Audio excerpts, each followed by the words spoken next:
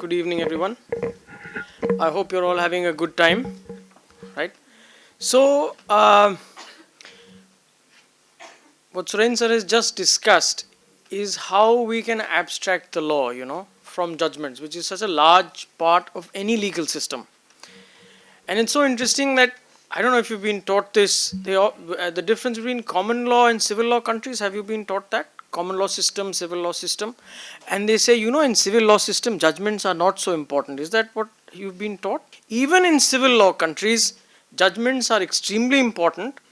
And I even did a course on comparative law, and you find out that even judges and courts in civil law countries make law, right? So nowhere can you escape judge-made law, right? Without judge-made law, you can't go forward. And I even remember that doctrine, you can read about it in German law. There is a gap between tort and contract law. They call it culpa in contrahendo, which is actually a judge-made doctrine by the, they have a different Supreme Courts in Germany, different for private law, different for, by the private law Supreme Court, right? So what I want to emphasize here is that without judge-made law, you really can't be a practitioner of law. And I mean practitioner in a very broad sense. It doesn't mean that you have to go to court. It doesn't mean which kind of law you're doing. Whether you're transactional in a law firm, or you're giving advice sitting in a chamber, or whether you're doing academic legal work, whether you're in publishing, or you are a sort of a full-fledged practitioner who goes to court, and so on, right? So the first aspect that Suren sir discussed here of where the human mind is involved, right, is in bringing out what the law is, right? After all, you could say goat, cow, animal. So in one case, animal, as he showed you, is too broad, right? You need a different kind of situation where a wild animal attacks your crops. Who will be responsible in that sense, in that case, against where it's a domestic animal, right? And does it matter whether it's a dog, canine versus a herbivore, whether it eats the crops or not? So we came to the idea. So there are so many options how to abstract the principle in such a way that it is useful in as many situations as possible without being overbroad or being too narrow, right? So one question there is, will an artificial intelligence be able to do it as well?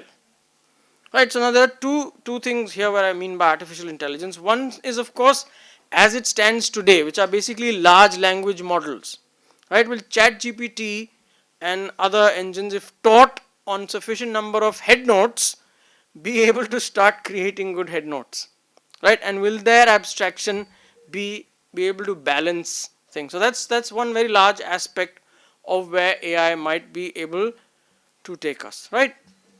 The second aspect that I want to talk to you about is what you may have experienced a lot or will experience a lot of, is where law is laid down by implication. I'm sure you must have faced that phrase, by necessary implication, right? Judges will often say it of legislation. This is there by necessary implication. It's not there. It's not there. There are no words.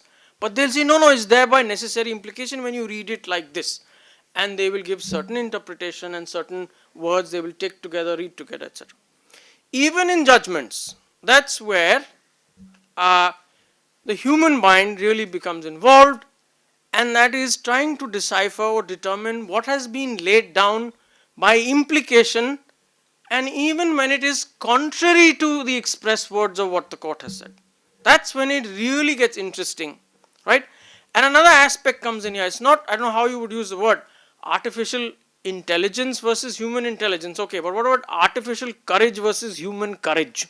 Because there's an element of courage here. Because you're standing up to judges and saying, hey, what you said is not what the law is. What you've done is what the law is.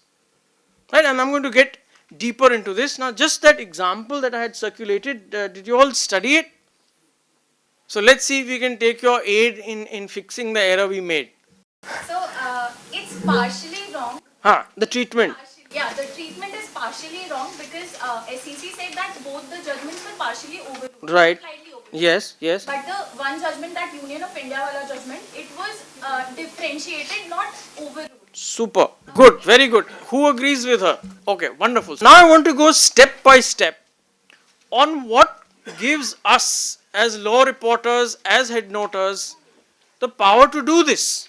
Right? After all, the treatment, if you read it, is impliedly partly overruled. Right? Have you all seen that? So we have, as editors, as SCC, as EBC, we have taken the call to decide that two judgments of the Supreme Court, and remember this is a constitution bench, and the cases in question are by two judge benches. So this bench has the full power and authority to do whatever it wants with those precedents. It can overrule them completely and say this is not good law. Right? This goes against settled constitution bench rulings of the court, so they are not good law, but the court didn't do that. Right? But we have said no, that is what the court have done. That is what the court has done. It's not said so, but it's done so. So now coming back to more seriously, is there a legal authority for us to do this? Or are we just doing it because we've achieved a certain position? Right, so let's go step by step. Do you all agree that judges are bound by the law? The judges are not above the law, they can't do what they please. Because that would be a destruction of the rule of law even before it begins, right? Okay, judges are bound by the law, which is the sort of specific area of law that we are referring to here in this context. What branch or subset of the law are they bound by specifically here? Judgment law or the doctrine of precedent. Very broadly speaking, the entire doctrine is the doctrine of precedent. Within the doctrine of precedent, there are many different strands and principles. A specific one which we are calling upon here is the doctrine of ratio decidendi. Right? Because that is what ultimately gives judges the power to make law. It comes from that source. Right? And what is that source? That comes from the division or separation of powers under the Constitution. And even when there is no Constitution, it comes from the nature of judges and courts, and that is the power to adjudicate lisses or differences. Right? A factual liss, or as in this case, it's a purely legal liss, because they're determining whether a particular, it was a form of subordinate legislation, whether it was valid or not. You know, that electoral bond scheme was in the nature of a delegated legislation. And then there were a lot of sort of amendments to different acts to enable this sort of scheme to survive. Right? So it was a purely legal list in that sense. There is no factual dispute or matrix or adjudication that the court had to do. So we must remember that the list can be of any nature, it need not necessarily be factual. So the onus of determining disputes in a society or a nation or a civilization governed by the rule of law falls to courts and judges. That is their sole prerogative, and no other part of government or any other arm of government is allowed to do so. That is the most essential judicial and function of the court, adjudication of lisses. And it is only when they adjudicate a liss can they interpret or sometimes lay down the law when there is a gap in the endeavor of interpreting or finding a legal solution. Are you all with me so far? Have I stated anything that any of you don't agree with, or have I overstated or anything? Right? So it is the duty of adjudication which as a byproduct gives the power to make law. Right? If you want, just note that down. You know, it is the duty to adjudicate which gives the power to make law as a byproduct. You are only allowed to make law strictly to the extent necessary to decide the list. Right? Please write that down for future reference. That what is the ratio of a case, or what is the law laid down in a case? See, look, now we can be a bit fancy here. Ratio is singular, plural in Latin is rationis, but it's a real mouthful, right? So we'll just stick to the word ratio. You want to be fancy, you can always say the rationis. So the law laid down in a case is the ratio of that case, right? That's what we've learned. Nothing new so far. But what is the ratio of a case? Not even every principle necessary to decide the case. No, it's not even every, it's those principles which are strictly necessary to adjudicate the case. Right? If you go on and decide unnecessary things, it will not be the ratio, they will be obiter. And some of them in fact may be very valuable, and this is what we see as law reporters more than anyone else, right? Because you see cases day in and day out, so very often obiter in one case become the ratio of another, right? So that's why in the SCC and the HCC, now the HCC head note, we don't distinguish so much between this is the ratio and this is obiter, because there can also be so much difference of opinion on that, right? So we leave it to advocates and judges to later determine. But what we do is that obviously what are clearly the rationes of a case, they come in the beginning, and those that might not strictly be the part of the ratio, they come later as obiter, right? Because what may be not be ratio today may become the ratio tomorrow of a different case, right? So coming back to this case, so what have we established so far? That judges have the power to adjudicate a list, and through this they get the power to lay down or declare the law to the extent, strictly to the extent necessary to decide that list. So one of the issues before the court, there were a lot of issues in this case, and you can see the head note is pretty long. I think it goes up to Z or something, short note Z, so different law points in every short note. So the specific issue here was that the government was claiming to defend the electoral bond scheme on the grounds that it was a measure to curb black money. The specific point here dealt with in paras 12 to 19 is a measure to curb black money, right?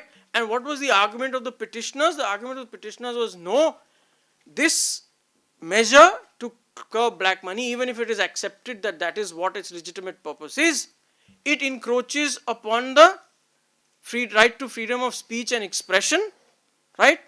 And which specific part of that? The right to information of the citizen, to information about the candidates and electoral transparency and so on, right?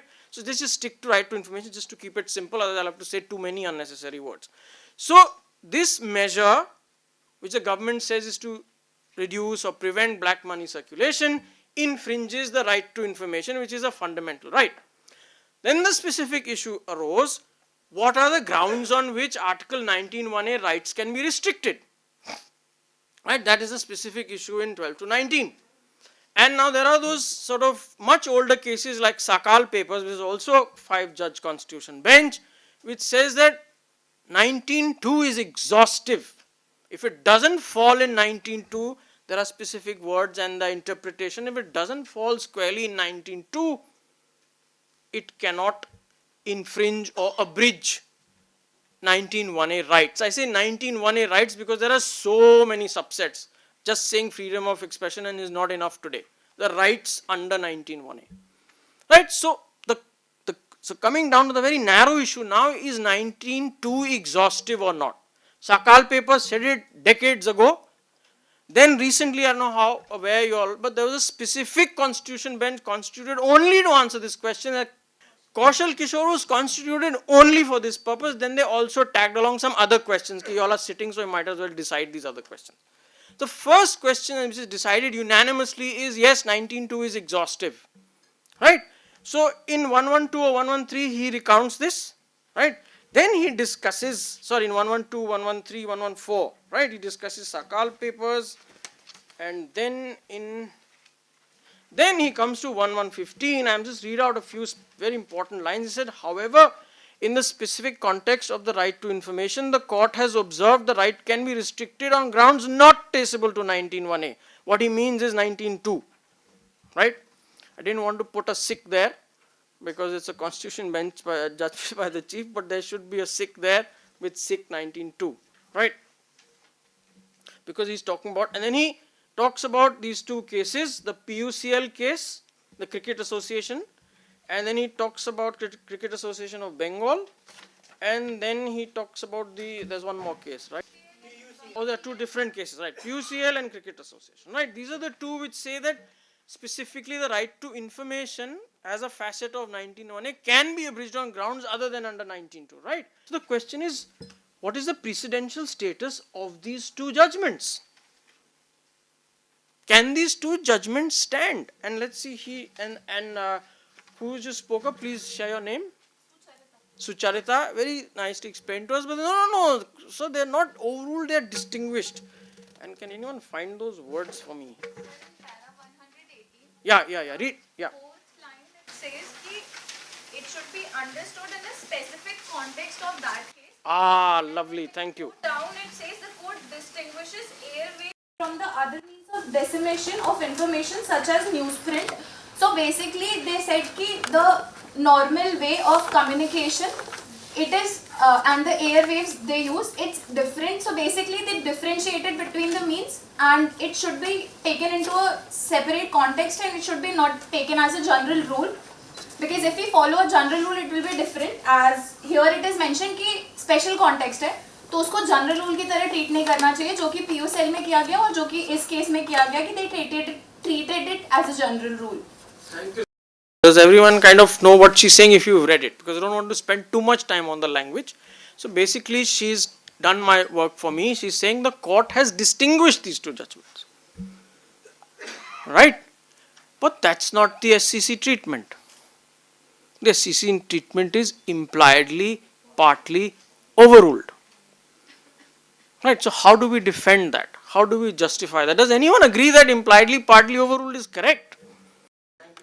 So, firstly, as you said, that the position of Supreme Court was very clear, that there should be a strict interpretation for 19.2 and no grounds can be added. But the problem arose from para 115 onwards when the liberal interpretation of 19.2 was taken by PUCL. But what the court did in that case is they took a judge's opinion and then they made it their opinion as well. Though the other two judges in the same case of Cricket Board Association stated that there should be a strict interpretation of 19.2, and now the court has clarified again that there is no liberal interpretation for 19.2. You cannot read into the restrictions and you cannot read into the rights of 19.1a as well. So court clarified their position which they initially held, and that is what SCC said, that they have impliedly partially overruled it. So if a case with similar facts ever goes in Supreme Court again, there is a high possibility that the court will say that 19.2 is very strictly interpreted and that's how it should be, and therefore PUCL and Cricket Board should not be applied to it. Even for airwaves.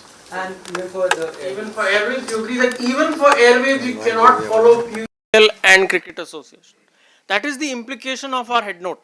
We're saying even if the facts are identical to those of PUCL and Cricket Association, you cannot follow those cases because they are not good law on this point. Right? And here's where I would like to, he's got most of it. I just give you the full justification and what gives us the authority, and that is the doctrine of ratio decidendi. The judges are also bound by the doctrine of ratio decidendi. If you do something, you cannot write contrary to that or not go all the way. I am still very puzzled why the Chief Justice just didn't add a small line here. To that extent, these judgments are not good law.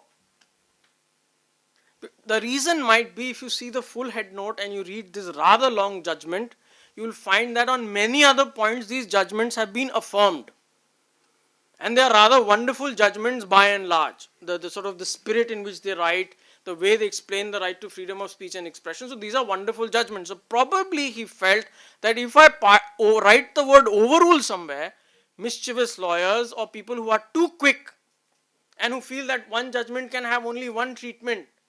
So he didn't want to dustbin these judgments is probably what is thought, because also again with great respect to our colleague law reports and other engines, they are again too quick. And this is where again comes a wonderful question of what would AI do here? Right? So had he used the words not good law or some negative sort of language, probably he is afraid the whole case will get dustbined. Right? Because if you see this, the head note itself has approved, affirmed in 3 or 4 places for both these judgments. Because what is the steps that I followed? The steps that I followed is, if you take Sakal papers, if you take Kaushal Kishore, and most importantly, what the court concludes in para 119, he says, from the above discussion, it is clear that the right to information, he is not saying 19.1a as a whole, he is talking about that specific part that those two cases deal with. From the above discussion, it is clear that the right to information under Article 19(1)(a) can only be restricted on the grounds stipulated in 19(2). So I don't know why even discuss these two cases. It is unnecessary. If he did not mean to overrule them. So as an editor, what I am sitting with here are these constitution bench decisions categorically saying 19(2) is exhaustive, cannot be read broadly. He himself is saying, so this constitution bench is saying the same thing and specifically in the context of the right to information. So there is no doubt at all what the law is. 19(2) is exhaustive in respect of every aspect of every 19(1)(a) right. So can this stand with those two cases? Which one will fall? They are clearly contradictory. It's not a mere, just one moment, it's not a mere sort of dissonance or just some difference. It's a clear contradiction. How can the two stand together? That's what I want you to reflect for. I'll just take your question. Just want you to reflect for a moment. Can the two stand together? Tomorrow, let's say you're before a court and it's a case involving the right to information. Can the government restrict the right to information on any ground other than the ones in 19(2)? They may be able to restrict them on some other grounds in the constitution or some other part of party, but specifically in the context, in this context, if they were to claim that ground. So that is, let me just conclude and then I'll take, what I started with is that the question that we are grappling with today with large language models like ChatGPT and the enhanced version, I believe the latest version of ChatGPT is someone who shared this. We were in Oslo at the International Association of Law Librarians. There were some fascinating lectures presented, one on AI and legal research. And one of the facts that the professor who was presenting the lecture shared was that version 3.5 of ChatGPT, when it took the American bar exams, came in the 40 to 50th percentile. But ChatGPT 4.5 actually scored in the 90s. Right? So that's how much smarter the large language models already are. So it's interesting to test how well it would abstract and make head notes, how well it would, I don't know if it can make a head note or a treatment by necessary implication. Because I just took this example and shared it with you because it's concrete. It's nice to discuss, it becomes memorable. Otherwise, it's too much abstraction, right? Because it's not just treatment of cases which is by necessary implication. I believe some of you are puzzled sometimes, and even our legal editors who are working with us in-house are puzzled. How did you make this head note? The court's not said it anywhere. Right, so at least now you know the basis of that. All going by the doctrine of ratio decidendi. If you have decided in this way, if you have done this, by what principle must you have done this? And there are many, and there are stages for that. The best one, the nicest one, the simplest one is when Justice Blackburn kind of judges right judgments, as Suren shared with you. He formulates the principle himself. You cannot improve that formulation, and even the House of Lords said this is too good, I can't improve it. There's a similar thing in the law of copyright. It's University of London Press is the foundational judgment. I've forgotten the judge's name. And in Ladbroke versus Hill, when the same matter comes up, the House of Lords judgment, they affirm the exact formulation. They don't say anything new. This is the law. So that's the easy case. As far as headnoters and law reporters are concerned, when the judges do the job for you, they abstract the law. The example that Sir discussed about cattle and domestic and animal, etc. They do the job for you. And then they apply it to the facts of the case. Those are the simplest cases. That's why you will never be puzzled where the head note came from. And there is no competition with anyone else because everybody can do it. It's so trivial.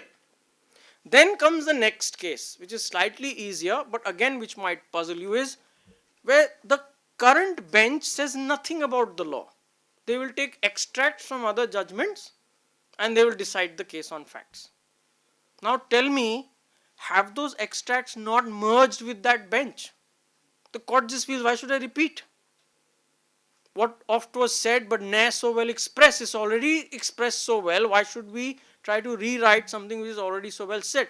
So then we just simply take from the extracted matter. Because what are we concerned with? We are concerned with creating precedents. What can be followed in future? How does it matter who drafted it?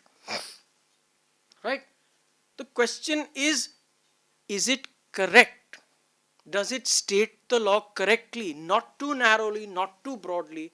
So on merits, you examine the formulation, not who said it. Because after all, that is the editorial freedom we have of authorship. Right? So the best case scenario is, the simplest case scenario is, the judges do our work for us, we simply take it from there. Because remember, head notes and legal writing are not about creative writing. It's not like an essay where she says, please use, or your teacher used to say, use as many different words as you can. No. Here, this is not the criterion at all. The only criterion is, have you stated it correctly?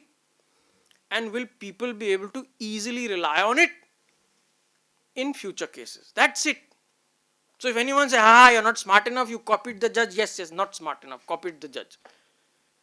Then easier next scenario, take from the cited case, because that has merged. And it doesn't matter if it's High Court, Foreign Court, other Supreme Court, doesn't matter. Why? Because we always have the doctrine of ratio decidendi with us. Always. That is the true test. So you go to the end of the case, you decide what was the factual adjudication or the legal adjudication. And remember, the relief is not the adjudication. Relief can always be very different from the final adjudication. Final adjudication, say in a private cases, was the sale deed valid or not? Was the sale deed rescindable or not? Was the contract valid or not? The final relief is always molded by the court, because, or take a very simple example, land acquisition found illegal, but now 500 people have flats on that land. Obviously, they cannot restore the land. So they will say give extra compensation, etc. So the relief is molded, that's not the adjudication. So adjudication, which principles follow from that, and then what is the way to find those principles? Number one option, court says itself. Number two option, some cited case. Number three option, this will please Jay a lot. If a counsel has formulated well enough, because court reiterates submissions of counsel, if counsel have formulated it well enough, why should I waste my time? Because the court has stated it. Sometimes the court is helpful, they actually say counsel has stated it correctly, we affirm it. But sometimes by implication it is clear. And the last case scenario, the toughest one, is when none of these are available, and then we show that we are smart enough, we are creative, we can formulate, and then we do it in our own words. Right? So now I hope a lot of your puzzlement will go away, and still if puzzlement remains, please take the email ID from Bhumika ma'am and just share that example, specific example of where you feel a head note or a conclusion or a treatment is not, if a treatment is not warranted, please send it to me and we'll see if we made a mistake or not, or I will try to enlighten you on how we got there. Right? So that was about how in law reporting, so much of the law or treatment of cases, which is also sort of statement of the law, is by the power of necessary implication. And the question that I leave you with is that how soon will AI get there, and even if AI gets there, will AI have the courage to do this? Now, why are we doing this? You might ask, that's the point on which I'll leave you. Why are we doing this? You will be astonished. I don't know if Sumain sir ever had the chance to share with you that when we got orders for SCC online for the district courts, they said first teach us, otherwise we won't buy, or something like that. Sumain sir said sure, and there was no charge. We trained, so how many judges did we train? Ballpark 1,000 to 12,000 judges. Why? Over the country. And we probably spend more on that because these orders, because of the competition, they are bulk orders and they're not. Sumain sir could have just. We've never charged for service, we've never charged for training. Ever. So it 30 years. So it permeates to that level. See, the idea in the EBC family, whether you're creating the head note or you're selling a copy to the district court, your approach is the same. Could have very well said, this doesn't, the cost of my sending my people for this much time, so many districts, doesn't make, I don't make any profit, or he didn't think of that. He went with what Sumit sir may have started with, what started in 1942 and 1935. Same philosophy till now. We will first try to make a difference. And again, I come back to what Jay said, the money and the power will come. But that should not be the focus. The focus is to do something worthy, right? So I'll close on that note, and now if there are any questions, I'd be happy to. I actually had a question along the lines of distinguishing the judgment as well. So from the way I understood it was Article 19(1)(a) has different subsets. Yes. Right to information is one. Right. But in my opinion, the right to dissemination of information is different from disclosure of information. Okay. So this judgment is concerned with the electoral bond judgment, correct? So that relates to the dissemination of the information regarding anonymous electoral bonds given to political parties. Whereas the Cricket Association judgment, that's concerned with the dissemination of information through sound waves. So I think the distinguishing factor because of which the court did not explicitly overrule the Cricket Association judgment was because that was regarding dissemination of information and this is regarding the disclosure of information. Right. So I believe that by putting dissemination of information in the same subset as disclosure of information is not correct. No, Janvi, that's why I totally agree with Jay that you are all brilliant, right? This is what good lawyering is about, right? So tomorrow, this matter will come up, right, in some form or the other regarding right to information, and this is the kind of brilliant argument we'll see and the court will have to grapple with, and then we'll know whether what we did is right or not. That is why the word impliedly. It is we are sticking our neck out and we're saying this is our view, this is not the court's view. Now you decide whether this is correct or not, and that is a part of the process. So that is a part of the process. But brilliant point. I mean, this is exactly why you're all brilliant. Yes. Like you pointed out, nevertheless, in the end, it is written in the judgment itself that from the above discussion, it is clear that the right. So please share your name again. Ansh Goyal. Ansh. Yeah. Ansh, yeah. See, despite whatever has been written in para 118, the conclusion has been given in the starting of para 119, as you pointed out, that it is restrictive to Article 19 Part 2. So, despite what might be written in 118, we can deduce from the conclusion, from the next paragraph, like you pointed out, that it has been partly overruled. So Ansh and Janvi, let's see you in court. No, that is exactly my reasoning. That is exactly our reasoning. So see, so this will never go away in law. There will always be two views on almost anything, right? So I am not, demurring from that. All I am saying is that we feel that. Plus, there's another small aspect also. By putting this treatment, we also bring attention to this. If I just put distinguish, that would be a very easy option. That's what my head noter did. That's what my legal editor did. Now they are wiser, we discussed it. But I did this specifically because I also draw attention to this anomaly. Right? By putting impliedly, you're putting the cat amongst the pigeons to some extent. And we do today, SCC enjoys that reputation and SCC has done this, so it's not without some weight. Right? So you explained it beautifully for me. Exactly the line that 119, how can you say 119 and how can it stand with 118? And this happens in this is quite, I don't know how much it happens in England and in America where their workload is so much lower, 100 judgments in a year for the House of Lords. So they have, and there are so many judges, just think of the time they have to reflect, right? Here is just, the workload is unbelievable, right? So there may be many reasons why this was not expressly stated. So another question, yeah. Your name, please, first. Taha, yeah, go on. To make a contrary point here. Of course. So, sir, I agree that if we look at the first sentence of 119, it is clear that the judgments are partly impliedly overruled. Right. But I don't think 119's first sentence can be read in isolation. Okay. I mean, just after that sentence, what is the court doing? The court is going into the exercise of checking whether curbing black money can be traced to 19.2. And then it goes on to say in the last sentence that thus the purpose of curbing black money is not traceable to any of the grounds in Article 19.2. So even though in the first sentence it seems like those two judgments are being partly overruled, what the court's action, we have to see that. What the court is doing actually, it is testing if it is traceable or not. Which is what those two statements say. You finished? So no, in fact, this supports the deduction that it does not apply to any aspect of the right to information, right? Because what he's done is, according to him, you reread it more carefully. What he says is the law is 19.2 is exhaustive even vis-a-vis right to information, whether dissemination or disclosure. That's not distinguished, but it's a good point to take up. So it is exhaustive. Then he says, okay, now in a way these are the facts of the case. This is the ratio part. He is applying the law to the facts. I mean the legal facts here, because there is no list as such.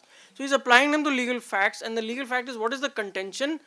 This circular or this whatever this scheme can be saved because it falls in 19.2. That's what he's testing. Huh? It falls within 19.2, so it can be saved. So he's merely applying the law to the legal facts and saying, okay, does prevention or reduction of black money circulation, does it relate to any of the grounds under 19.2? So he thinks of the one that it comes closest to, which is public order, and he takes the widest possible interpretation of public order, and he says even within the widest possible interpretation of public order, this ground does not fall in that. So he is affirming that 19.2 is exhaustive, right? Any yes? Yeah, go on. Remind me your name, please.